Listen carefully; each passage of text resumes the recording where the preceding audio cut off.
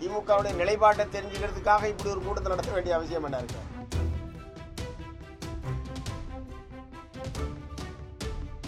அதாவது எந்த ஒரு பட்ஜெட்டாக இருந்தாலும் ஒரு முழு திருப்தி, முழு மனநிறைவு என்பது இருப்பதற்கு வாய்ப்பே கிடையாது. ஏன்னா மக்களுக்கு அல்லது விவசாயிகளுக்கு அவ்வளவு பிரச்சனைகள் என்பது இருக்கிறது.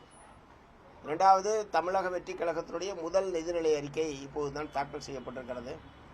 அவர்கள் கொடுத்திருக்கிற தேர்தல் வாக்குறுதிகளை நிறைவேற்ற வேண்டும் என்பதைத்தான் மார்க்சிஸ்ட் கம்யூனிஸ்ட் கட்சி உட்பட நாங்களும் வற்புறுத்தியிருக்கிறோம். இல்லை, திமுகவுடைய நிலைப்பாடு என்ன என்பதை ஏற்கனவே அவங்க தெளிவுபடுத்தியிருக்காங்க. திமுகவுடைய நிலைப்பாட்டை தெரிஞ்சுக்கிறதுக்காக இப்படி ஒரு கூட்டத்தை நடத்த வேண்டிய அவசியம் என்ன இருக்கு? திமுக ஏற்கனவே கடந்த ஆண்டு இத்தகைய பிரச்சனை பிரதமர் அவர்களால் பேசப்பட்டு அதைத் தொடர்ந்து நடைபெற்ற அனைத்து கட்சி கூட்டத்தில் இந்த எக்காரணம் கொண்டும் தமிழகத்துக்குரிய பிரதிநிதித்துவ விகிதம் குறையக்கூடாது என்பதிலே அனைத்து கட்சிகளும் ஒத்த கருத்தோடு தான் கடந்த முறை தீர்மானத்தை நிறைவேற்றியிருக்கிறோம். அதற்கான முன்முயற்சி எடுத்தது திராவிட முன்னேற்ற கழகம். ஆகவே அதிலிருந்து அவர்கள் மாறுபடுகிறார்கள் என்பதற்கான எந்த விதமான அறிகுறிகளுமே கிடையாது. இப்ப இந்த கூட்டத்தில் ஏன் கலந்து கொள்ளவில்லை என்பதற்கும் எங்களுடைய நிலைப்பாட்டில் எந்த விதமான மாற்றமும் இல்லை என்பதைத்தான் பாராளுமன்ற குழுவினுடைய தலைவராக இருக்கிற கனிமொழி கருணாநிதி அவர்கள் தெரிவித்திருக்கிறார்கள். அதனால இந்த திமுகவுடைய நிலைப்பாடு என்னன்னு தெரிஞ்சுக்கிறதுக்காக அவ்வளவு பெரிய முயற்சியெல்லாம் எடுக்க வேண்டிய அவசியம் இல்லையே.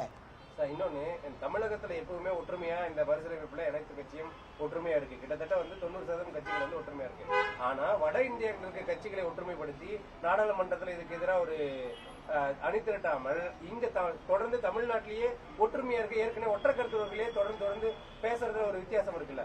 யாரு பேசுறா? காங்கிரஸ் அங்க இந்தியா கூட்டணி மூலியமா அனைத்து கட்சிகள் கூட்டம் கூட்டி தொகுதி மறுசீரமைப்புக்கு தமிழகத்துக்கு ஆதரவு தெரிவிச்சா அந்த செயல்பாடு சிறப்பா இருக்கும். ஆனா இங்க தொடர்ந்து எதிர்க்கிறாங்க. அனைத்து 90% கட்சிகள் முழுக்க மறுசீரமைப்பு எதிர்க்கும் போது தொடர்ந்து இங்கேயே இது பண்ணும்போது அது ஏற்கனவே தண்ணி பாஞ்சிட்டு இருக்க நிலத்துக்கு தண்ணி பாயிற மாதிரி தான். அதாவது தொகுதிகளுடைய எண்ணிக்கையை உயர்த்துவது என்பது பாரதிய ஜனதா கட்சியினுடைய தொடர்ச்சியான ஒரு முயற்சி.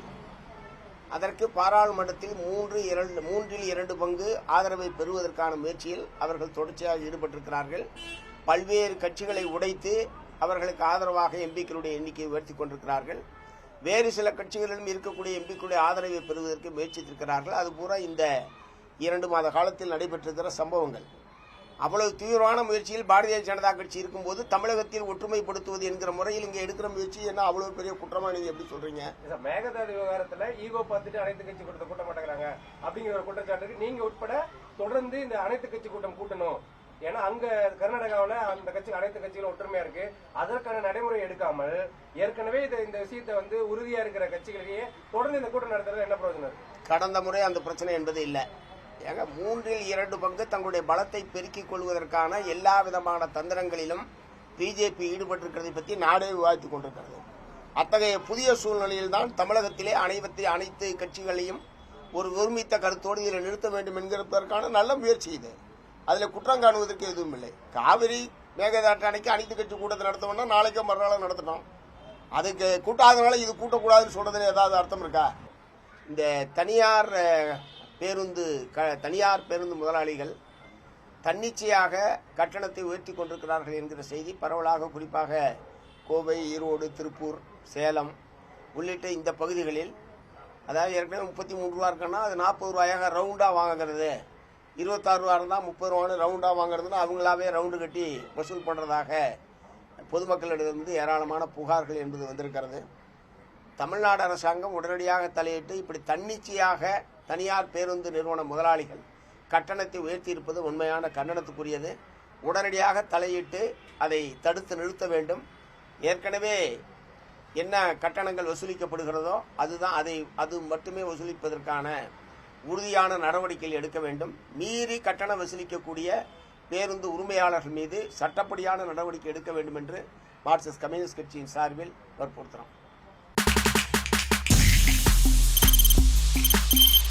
தவிர்க்க முடியாத தம்ப்நெயில்ஸ், கலக்கலான கண்டென்ட்ஸ், சினிமாவும் சீரியஸ் பிரச்சனைகளும், பல வருடங்கள் இடைவெளிக்கு பிறகு இந்த படத்துல ஒரு கலகலப்பும் கைகலப்பும்,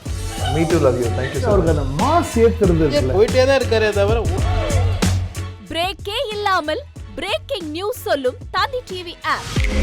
இன்ஸ்டா தலைமுறை வரை இறங்கி அடிக்கும் தந்தி டிவியின் டிஜிட்டல் எக்ஸ்க்ளூசிவ். அது தண்ணிக்குள்ள போகும்போது ஹேங் ஆயிடுச்சு.